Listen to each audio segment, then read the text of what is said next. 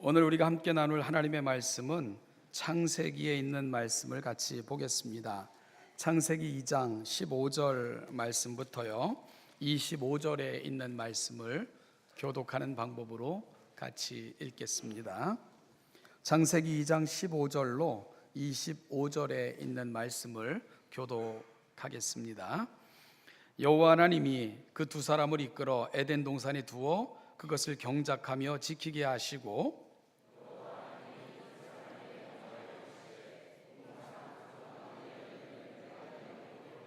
선악을 알게 하는 나무의 열매는 먹지 말라. 내가 먹는 날에는 반드시 죽으리라 하시니라.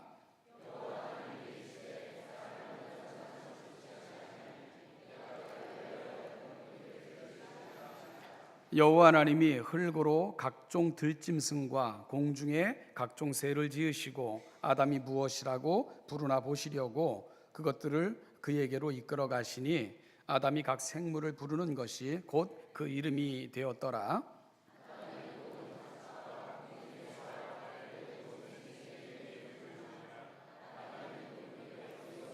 여호와 하나님이 아담을 깊이 잠들게 하시니 잠들매 그가 그 갈빗대 하나를 취하고 살로 대신 채우시고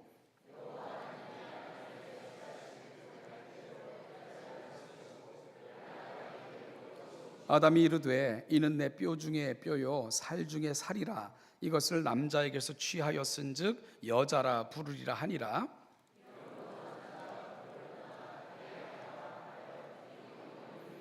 같이 읽죠. 아담과 그의 아내 두 사람이 벌거벗었으나 부끄러워하지 아니하니라. 아멘. 기도하옵나이다. 아멘. 우리가 살면서 이렇게 배우고 따를 수 있는 그 모델이 있다는 것은 정말 감사한 일입니다. 참으로 그 오랜 세월 동안 그리스도인들에게 사랑을 받은 책이 있습니다. 누구는 이 책을 가리켜 지난 500년 이상 그리스도인들에게 성경 다음으로 많은 영향을 끼친 책이라고 그렇게까지 소개하기도 했었는데요. 그 책의 이름은 그리스도를 본받아라는 책입니다. 이 그리스도를 본받아라는 책은 토마스 아 캠피스라는 사람이 썼는데 그는 그 독일의 가난한 직공의 아들로 태어나서 19세에 아우구스투스 수도원에 들어가서 그리고 종신 수도사가 되어 수도사로 그런 일생을 살아갔던 분입니다. 그가 그리스도를 섬기는 중에 받았던 은혜들, 묵상들을 이렇게 모아서 기록한 책이 그리스도를 본받아라는 책입니다. 이 토마스 아 캠피스는 1471년도에 세상을 떠나게 되는데 이 책은 그가 죽은 후 1년 뒤 정도 되는 1472년 경에 발간이 됩니다. 여러분, 이 책의 원래 제목이 Imitation of Christ, 그러니까 그리스도를 모방함, 그러니까 그리스도의 모방이라는 것이 원래의 책입니다. 그는 이 책에서 독자들에게 끊임없이 그리스도의 생애를 묵상하고 그리고 본받기 위해 애쓸 것을 권면하고 또 권면하는 내용이 가득 찬 참으로 경건우리에 아주 유익한 그러한 책입니다. 어떤 글을 보니까 그 유명 연예인을 이렇게 그 모방하여 모창하고 막 이러는 그 야간업소 가수들이 있다고 그러더라고요. 그런데 이 야간업소 가수들은 본인이 모창하고 그리고 본인이 이렇게 닮으려고 애쓰는 사람을 오랫동안 흉내내다 보면 어느덧 자기가 그 사람인 줄 착각하는 경향이 굉장히 많아진대요. 그래서 옷차림, 말투, 모창하는 사람이니까 노래는 물론이고 심지어 행동, 생활 습관까지 이렇게 따라하려고 애쓰는 그런 모습을 보인다는 그런 글을 읽은 적이 있습니다. 여러분, 우리가 마찬가지로요 그리스도를 상상하고 모방하면 그리스도를 닮게 되고요 나도 모르게 그리스도의 형상이 내 안에 아로새겨져서 우리 주님께서 원하시는 삶의 자리에 이르지 않을까. 그래서 이 토마스 아 캠피스는 그가 묵상하여 권면하는 책의 제목을 Imitation of Christ, 그리스도의 모방이라고 붙여 놓게 된 것이지요. 특별히 우리 교회 이름은 예담교회 아닙니까? 여러분, 예수님을 닮아가는 공동체의 약자이지요.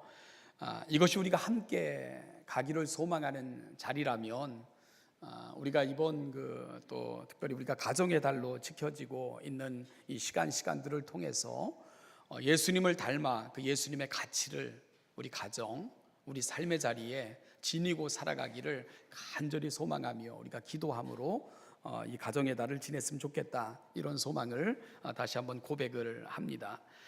저는 가정의 달을 맞이해서 지난주는 가정 창조의 완성이라는 주제로 말씀을 드렸고요. 오늘은 가정 창조의 질서라는 제목으로 이 가정에서 부부가 함께 만들어가야 되는 질서는 어떠한 것들일까 하는 부분에 대한 말씀을 여러분과 함께 나누기를 원합니다. 저는 이것을 모델을 통해서 제시해 보려고 하는데요. 먼저 오늘 저와 여러분들이 함께 읽은 본문의 배경을 잠깐 말씀드리겠습니다. 여러분, 창세기 2장은 하나님께서 창조하신 창조의 사실 중 특별한 한 대상에 포커스를 맞추어 자세하게 설명하는 역할을 하는 장이 창세기 2장입니다. 바로 인간 창조에 대한 부분만 확장하여 소개하는 그런 역할을 창세기 2장이 하고 있지요. 하나님께서는 당신의 형상을 따라 당신의 모양대로 친히 흙을 빚으시고, 그리고 생기를 불어넣어 살아있는 영적인 존재로 인간을 창조하셨습니다. 그리고 인간을 에덴 동산으로 인도하셨습니다. 그의 거처로 에덴 동산을 정하신 것이고요. 에덴 동산을 지으실 때 하나님의 계획 속에는 이미 그들의 거처가 되게 하시려는 계획이 있었던 것이지요. 그리고는 아담을 그곳으로 인도하신 하나님께서는 그 동산을 경작하고 지키라고 부탁하셨습니다. 여러분, 에덴 동산은 아무것도 안 하고요, 먹고 놀기만 했던 동산이 아닙니다. 신성한 일이 있었고요, 하나님과 더불어 일하는 동역이 있었던 동산이 에덴 동산의 모습입니다. 하나님과 더불어 하나님께서 맡겨주신 그 특별한 사명을 감당했던 신성한 노동이 있었던 곳이 바로 에덴 동산입니다. 이어 하나님은 아담과 언약을 맺으셨습니다. 여러분, 그 언약의 내용이 뭡니까? 이것입니다. 동산 각종 나무의 실과는 내가 임의로 먹되 선악을 알게 하는 나무의 실과는 먹지 말라. 내가 먹는 날에는 반드시 죽으리라. 이것을 가리켜 우리는 에덴 동산 언약이라고 부릅니다. 여러분, 언약이라고 말하면 언약의 핵심은 항상 어디로 가는지를 아시죠? 어디로 갑니까? 하나님의 사랑이 언약의 핵심입니다. 따라서 에덴 동산의 언약은 먹는 날에는 정령 죽으리라에 가 있는 것이 아니고 너는 나의 특별한 존재란다, 그래서 이것을 부탁하는 거야 라는 관점에서 에덴 동산의 언약을 다루어 가는 것이 성경에 대한 바른 이해다 하는 것을 말씀드리고 있는 겁니다. 아담과 이 언약을 맺으신 하나님께서는 이어서 사람이 혼자 사는 것에 외로움을 보셨습니다. 하나님은 생각하셨습니다. 내가 그를 위하여 돕는 배필을 지으리라. 그리고는 아담을 깊이 잠들게 하시고는 아담의 갈비뼈 하나를 취하여 그곳을 살로 대신 채우시고는 그 갈비대로 뭘 만드셨습니까? 여자를 만드셨습니다.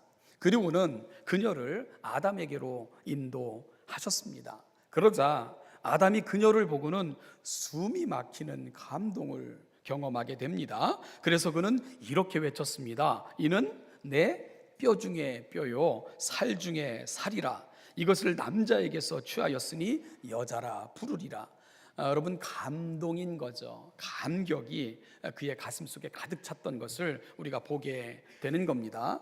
그리고 후에 아담은 이 여자에게 이름을 지어주게 됩니다. 그러니까 이 아담이라는 말은 사실 이름이라기보다는요, 그리고 사람 이런 일반적인 보통 명사적 성격을 가지고 있다면, 여러분, 여자에게 하와라는 이름을 지어준 것은 사실은 하나님이 아니고 아담이 지은 것으로 되어 있습니다. 3장 20절에 보니까 아담은 여자의 이름을 하와라 불렀고 그 이름의 뜻은 생명이라고 그렇게 불리게 된 것을 기록하고 있습니다. 그리고 창세기 3장 20절까지는 기록에서 그냥 그 여자라고만 이렇게 표현되고 있는 것을 우리가 보게 됩니다. 하나님께서는 하와를 아담에게로 이끄시고는 어떤 그 말씀을 하십니까? 남자가 부모를 떠나 그의 아내와 합하여 둘이 한 몸을 이룰지로다, 이런 말씀을 하셨습니다. 여러분 잘 보시면 재밌는 표현이 있죠. 결혼은요, 여자가 부모를 떠나는 것이 아닙니다. 남자가 부모를 떠나는 것입니다.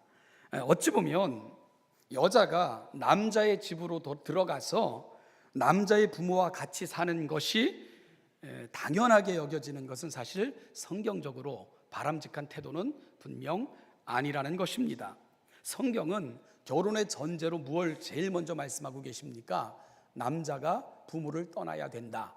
여러분, 이것이 결혼에 있어서 가장 먼저 제시되는 전제라는 것을 기억하는 것이 중요하다는 거예요. 그 다음 아내와 합하여 둘이 한 몸이 되고 한 몸이 되라고 성경은 권면하고 있기 때문입니다. 따라서 이 시대에요, 우리 부모님들, 특히 아들을 두신 부모님들, 며느리를 보면 딸 하나 더 얻는다 셈치지 라고 생각해 주시는 건 너무 좋은 일이지만 그것보다도 먼저 하셔야 될 일이 뭔지 아십니까? 아들을 떠나보내셔야 됩니다. 그것이 결혼에 있어서 가장 중요한 원리입니다. 따라서 부모는 결혼하는 아들에게 뭐라고 말씀하셔야 되는 줄 알아요? 너 결혼해서도 잘해? 가 아니라 아들에게 해주는 가장 중요한 덕담은 이제부터 너는 우리의 아들이 아니라 저 여자의 남편이야 라고 말씀해 주셔야 되는 겁니다.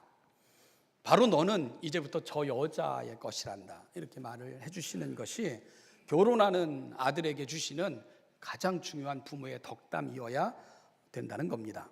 그리고 한 몸이 된 남자와 여자는 양쪽 부모님들로부터 생명의 유업을, 창조의 질서를 조차 허락받은 거잖아요. 그래서 양쪽 부모에게 다 잘해야 되는 것입니다. 동등한 가치가 양쪽 부모님들에게 있는 거예요. 그리고 새로운 한 몸을 이루었으니 온전한 단위로 성장해 가는 것, 그것이 결혼에 있어서 아주 중요한 원칙이라는 것을 기억하셔야 됩니다. 부모가 부모를 떠나 남과 여가 만나 한 가정을 이루어 다음 세대가 만들어진 것 같은 그 원숙함을 결혼한 부부가 또다시 이루어 감으로 다음 세대를 양육해 가는 겁니다. 무슨 결혼식 주례사 같죠? 사실 주례에서는 이런 얘기하기 힘들잖아요. 시간도 없고요. 예식장만 가면 목사님 빨리 끝내셔야 됩니다, 이게 제일 먼저 듣는 얘기잖아요. 그러니 우리가 성경을 이야기할 때 잘 알아두시고 성경적인 가정, 성경적인 부모가 되시기를 여러분 간절히 바랍니다. 유교적인 전통이 아니라요, 정말 성경적인 가정, 성경적인 가치관을 우리가 만들어 감으로 자녀는 내 소유가 아니라는 것을 분명히 기억하시는 것이 매우 중요합니다. 그러니까 아들을 둔 입장이나 딸을 둔 입장이 같습니다. 여러분, 결혼을 통해 그들을 떠나 보내시는 거예요.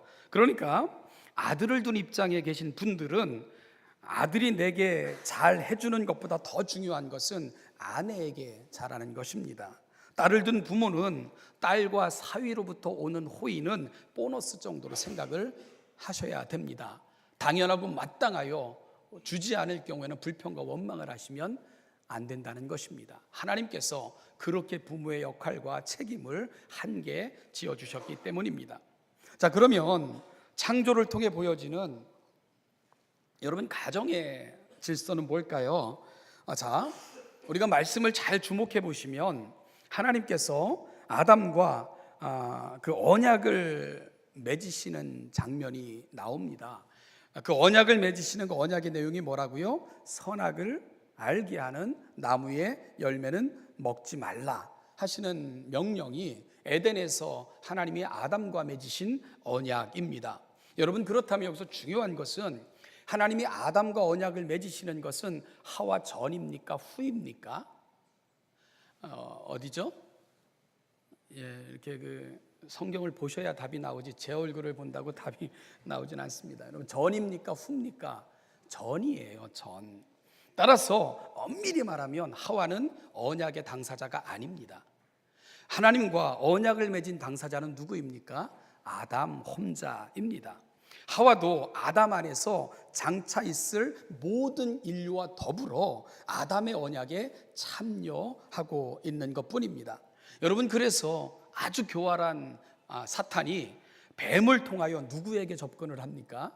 하와에게 접근을 하는 거예요. 왜냐하면 하와는 아담만큼 언약에 대해서 잘 알지 못했던 것 같고요, 그리고 책임 면에서도 이 언약에 대해서 투철하지 못했던 것 같습니다. 그리고 아담은 그때는 죄가 없었을 때니까 이 언약의 심각성에 대해서 하와에게 그렇게 자세히 설명 안 한 것 같다는 느낌도 좀 있고요. 그리고 이 말을 들은 하와도요, 알기는 알아요. 왜냐하면 나중에 뱀이 물어볼 때 대답은 하니까. 그런데 어떻게 알고 있죠?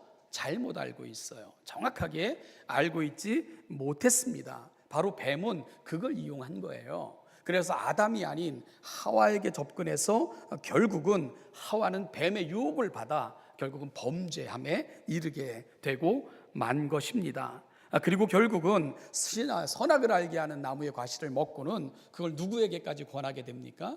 아담에게까지 권하게 되는 거죠. 그래서 함께 범죄하게 된 것입니다. 결국 아담과 하와는 에덴 동산에서 추방되었고요, 이후로 그들의 자손들에게는, 그들뿐만이 아니라 그들의 후손들에게는 죽음이 찾아오게 된 것입니다.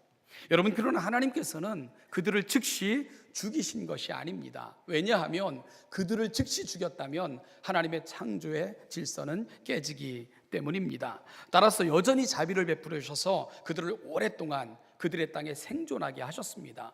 그리고 많은 자녀를 낳게 하시고요, 그 땅이 채워질 때까지 기다리셨다가 그 죄에 대한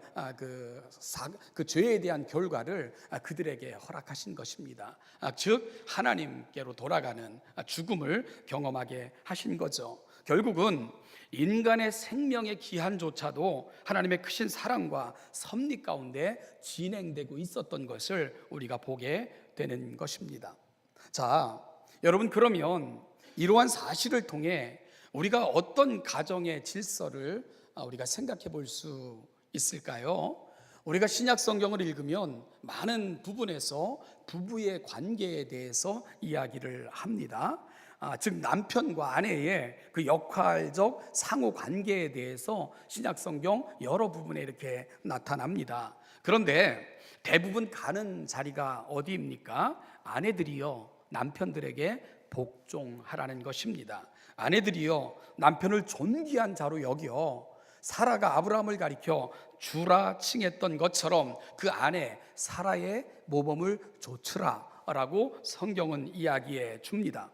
그리고 남편들에게는 아내를 깨지기 쉬운 질그릇처럼 소중히 여겨야 될 것이고, 아내 사랑하기를 그리스도께서 교회를 위해 자신을 주심과 같이 아내를 사랑해야 된다라고 권면하셨습니다.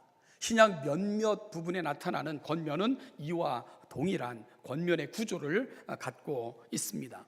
자, 여러분, 이런 그 부부에 대한 권면을 들으시면 아내의 입장에서는 생각이 어떠세요? 남편에게 복종하라, 마치 주로 칭했던 사라의 모범을 좇으라, 이런 말씀을 들으면 마치 그 남편에게 귀속되는 존재같이 느껴져서 때로는 불편해하기도 하고 또 마음으로부터 용납이 안 될 때가 있어요. 그렇죠? 여기는 그렇지 않은 것 같아서 너무 다행입니다. 그럼 남편의 입장은 어떠십니까? 여러분, 성경은 남편의 편을 든다 이런 생각을 하십니까? 성경은 어느 편을 드는 것이 결코 아닙니다. 성경은 편드는 것이 아니라 질서를 말해주고 있는 것입니다. 그리고 이 질서를 잘 이해하셔야만 우리가 성경을 잘 이해하게 되고요, 그리고 이 질서는 바로 한 모델을 통해서 제시되고 있는 것도 우리가 기억해야 됩니다. 여러분, 그 모델이 뭔지 아세요? 바로 하나님이십니다. 우리는 하나님의 존재 방식과 일하심의 방식을 하나의 말로 이렇게 표현을 하는데, 그것이 바로 삼위일체라는 말입니다. 삼위일체라는 말은 존재와 경륜이 함께 어우러진 참으로 멋진 하나님을 표현하는 용어인데요, 바로 삼위는 성부와 성자와 성령을 말합니다. 하나님의 존재 방식에 대한 설명입니다. 그럼 일체는 뭘까요? 여러분, 일체는 하나됨이라는 의미입니다. 하나님의 경륜, 즉 일하심의 방식에 대한 표현입니다. 결국 삼위일체는 하나님은 성부와 성자와 성령 삼위로 존재하시고 일하심에 있어서는 하나가 되신다. 이걸 종합적으로 표현하는 용어가 삼위일체입니다. 여러분, 성부와 성자와 성령은 각각 존재하시는 권세와 종기와 영광에 있어서 독특하신 하나님들이십니다. 또한 이 성부와 성자와 성령은 각각 존재하실 뿐만 아니라 서로 혼합되거나 혼돈되지도 않으십니다. 그래서 우리가 구약성경 처음에 하나님을 복수형으로 설명하는 것도 이와 같은 연유일 것입니다. 여러분, 그럼에도 불구하고 우리는 하나님을 세 분 하나님이라고 말하지 않습니다. 하나님은 한 분이라고 고백을 합니다. 왜 그런 줄 아십니까? 일하심에 있어서 결코 분리되거나 나누시지 않기 때문입니다. 따라서 삼위일체라는 말은 하나님이 어떻게 존재하시며 어떻게 일하시는가를 종합적으로 고백하는 기독교 신앙의 너무나도 귀한 유산인 것을 우리가 알게 되는 것이지요. 그런데 여기서 우리가 주목해야 되는 것은 삼위로 존재하시는 하나님께서는 어떻게 일하시는가, 일하심의 방식을 우리가 주의해서 살펴봐야 한다는 겁니다. 저는요, 일하심의 방식은 하나 되심에 있다, 이렇게 말씀을 드렸는데요, 성경을 통해 보여지는 하나님의 일하심을 종합적으로 정리해 보면 이렇게 정리할 수가 있습니다. 성부와 성자와 성령은 서로에게 낮아지시고 서로를 섬기시고 서로를 위해 희생하시는 방식으로 일하시며 하나가 되십니다. 이것이 성경을 종합적으로 살피고 연구한 결론입니다. 여러분, 그리고 그렇게 해서 하나님은 하나가 되셔서 그분의 놀라운 경륜을 이 땅에 이루시는 것입니다. 성부는요, 성자의 구속을 통해 예수의 이름으로 오는 자만 영접하겠다고 말씀을 하셨습니다. 예수와 상관없으면 나와도 상관없다고 말씀하시면서 그 이름을 가장 존귀한 이름이라 칭하셨습니다. 그리고 성령 하나님의 인치심을 통해서만 구속의 역사를 완성하시겠다고 하나님은 말씀하셨습니다. 성부는 이렇게 성자와 성령에게 낮아지시고 섬기시고 희생하십니다. 성자는 이 땅에 오셔서 오직 아버지의 뜻대로, 아버지의 뜻이 아니면 아무것도 행하지 아니하며 아무것도 말할 수 없다고, 그렇게 어떤 것도 말할 수 없다고 말씀하셨습니다. 그리고 이 땅에서의 사역을 마치시고 떠나시면서는 아들은 어떻게 말씀하십니까? 내가 떠나는 것이 유익이라. 왜냐하면 나보다 훨씬 더 뛰어나신 분이 오시는데 그분이 바로 성령 하나님이시다 라고 소개하시면서 존재 이유가 아버지께 있으며 성령 하나님을 통해 내 모든 것은 의미가 있다고 고백하셨던 분이 성자 예수님이십니다. 성자는 성부와 성령에게 낮아지시고 섬기시고 희생하시는 방식으로 일하십니다. 성령은 성부와 성령으로부터 보내심을 받았다고 말씀을 하시면서 본인이 말하는 그 한마디도 자의로 말씀하지 않는다고 말씀하셨습니다. 오직 예수 그리스도께서 하셨던 것들과 예수 그리스도로 말미암아 되어진 사실만을 말하며 예수를 드러내는 것이 성령 하나님의 일이라고 말씀하셨습니다. 이 모든 것들을 통해 결국은 아버지의 온전한 뜻, 즉 성부의 뜻을 이 땅에 이루어가는 것, 그것이 바로 성령 하나님은 당신의 일이시라고 거듭거듭 성경을 통해 말씀하셨습니다. 성령은 아버지와 아들에게 낮아지시고요, 희생하시고 섬기시는 방식으로 일하십니다. 여러분, 이것이 성부와 성자와 성령이 일하시는 모습입니다. 아무도요 자기를 주장하거나 드러내려 하시거나 과시하려 하지 않으십니다. 오직 서로를 드러내고 서로를 높이시고 서로를 섬기십니다. 그런데요, 참 놀라운 것이 뭡니까? 이러한 하나님의 일하심을 통해 우리는 성부와 성자와 성령 동시에 비춰지는 놀라운 영광의 빛을 경험한다는 것입니다. 우리는 그를 통해서 성부와 성자와 성령의 위대함을 경험하게 되고요, 그 위대함이 우리 가운데 구원으로 이루어진 놀라운 사실 앞에 감격하게 된다는 것입니다. 여러분, 이것이 삼위일체를 통해 드러내신 하나님의 신비입니다. 그리고 교회가 본받아야 되고 우리가 가야 될 자리이기도 합니다. 교회는 철저하게 성부와 성자와 성령이 서로에게 어떤 모습으로 어떻게 무엇으로 일하셨는가를 배우면서 서로에게 낮아지고 서로를 섬기고 서로를 높이기 위해 희생하는 방식으로 존재할 때만 교회는 세상에서 하나님의 영광을 선포하며 마땅한 영광을 보여줄 수 있다는 것입니다. 여러분, 왜 갑자기 뜬금없이 삼위일체에 대해서 제가 설명하고 있는 걸까요? 인간은 하나님의 형상대로 지으심을 받았습니다. 이 하나님의 형상대로 지으심을 받았다는 말은 참으로 많은 의미를 함축하고 있는 말인데요, 그 중에 하나가 하나님의 관계성이 반영된 존재로의 창조라는 개념이 하나님의 형상대로 지으심을 받았다는 말 속에는 포함되어져 있습니다.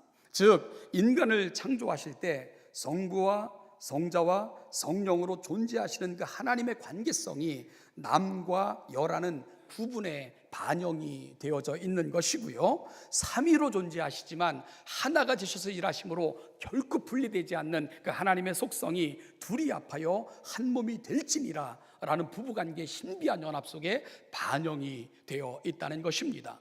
성부와 성자와 성령으로 각각 존재하시지만 결코 분리되지 않으시는 하나님, 여러분, 부부는 남과 여로 분리되어 있지만 결코 분리될 수 없는 것입니다. 바로 하나님의 형상이 가정, 부부의 관계 속에 그대로 반영되어 있기 때문에 그렇습니다.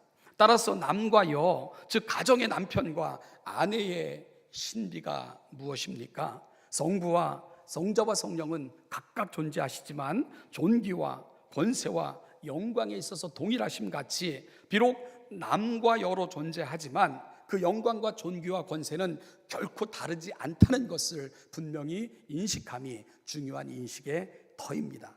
여러분, 이것이 남과 여, 남편과 아내가 가져야 될 가장 중요한 인식의 터라는 사실을 우리가 놓치면 안 된다는 것입니다. 역사는 변질된 인식들을 심어 세속적 가치관에 물들게 합니다.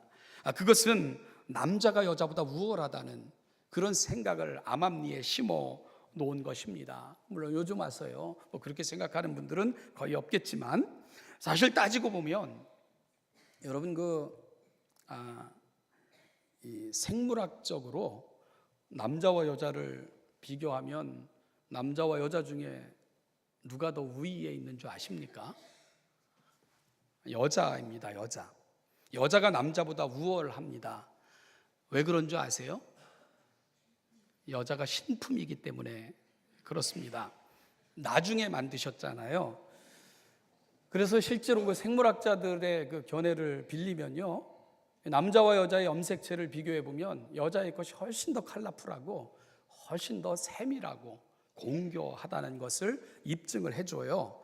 남자 것은 좀 투박하고 좀 그렇습니다. 마치요, 남자가 2018년형 제너시스라면 여자는 2019년형 올 뉴 제너시스 같은 것입니다.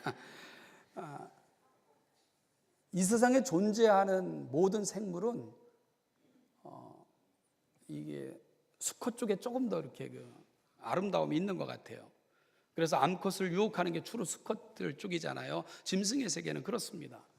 그런데요, 왜 그러냐 하면 모든 생물들은 동시에 다 지어지거든요. 종류를 조차, 그죠? 한꺼번에 말씀으로. 그런데 하나님께서 순서를 조차 지은 유일한 대상이 인간입니다. 남자를 지으시고, 그리고 하나님께서는 모든 것을 다 보완하셔서 좀 더 완전한 존재로 지으신 게 인간, 여자인 것 같습니다. 그래서 여러분, 모든 생물 중에 여자가 남자보다 이쁜 것은 인간뿐이라, 이런 얘기들도 웃지 않게 이렇게 얘기하고도 그러는데요. 그런데 창세기 5장 이하를 보면 무자비한 남자들의 지배가 시작이 돼요. 그래서 막 여자를 여럿 거느리기도 하고 그리고 서로 뺏기도 하는 이러한 일들이 창세기 5장 이후로 등장을 합니다. 여자들의 굴림에서 힘과 권세를 자랑하는 거예요. 남자가. 그게 뭐의 결과인 줄 압니까? 죄의 결과입니다. 죄가 이 사실을 그렇게 왜곡을 시켜 놓은 것입니다. 그래서 지금도 폭력과 그리고 약하기 때문에 위에 군림할 수 있다고 생각하는 남자들은 죄악의 결과를 지금도 밥 먹고 있는 거다, 이렇게 생각하시는 게 맞을 것입니다.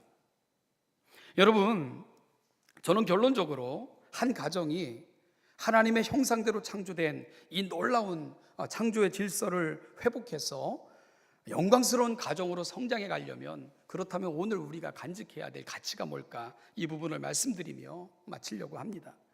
여러분, 가장 중요한 게 뭡니까? 남과 여는 구별되어 있지만 그 존재와 영광에 있어서는 동일한 하나님의 형상의 반영이라는 것을 꼭 기억하시라는 것입니다. 그리고 또 한 가지는 하나님을 닮아가는 부부가 돼야 된다는 것입니다. 성부와 성자와 성령으로 존재하시지만 서로에게 낮아지시고 서로를 섬기시고 서로를 위해 희생하시는 방식으로 그 영광을 선포하시고 보여주신 그 가치를 오늘 부부는 서로의 가치로 받아들이셔야 된다는 것입니다. 부부 서로가 자신을 주장하지 않고요, 서로가 섬김을 받으려거나 높아지려 하지 않고요, 바로 부부가 서로를 위해 낮아지며 하나님께서 서로를 위해 섬기셨던 것처럼 섬기고 서로를 위해 자신을 내어주심으로 놀라운 하나님의 영광을 보여주셨던 것처럼 이 가치를 부부들은 오늘 우리를 향한 하나님의 기대와 소망과 하나님의 형상의 반영에 대한 고백으로 받아들이셔야 된다는 것입니다. 서로가 서로에게 하나님처럼 되시라는 것이지요.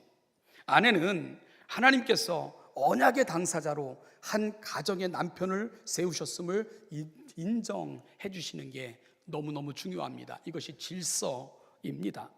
여러분, 그런 가운데 존중하며 복종하기를 힘쓰셔야 됩니다. 이건 굴종도 아니고요, 힘이 없어서 그저 그렇게 가는 인생의 모습이 아닙니다. 창조에 대한 고백입니다. 그 권위가 하나님으로부터 왔음을 고백하며 존경하는 것입니다.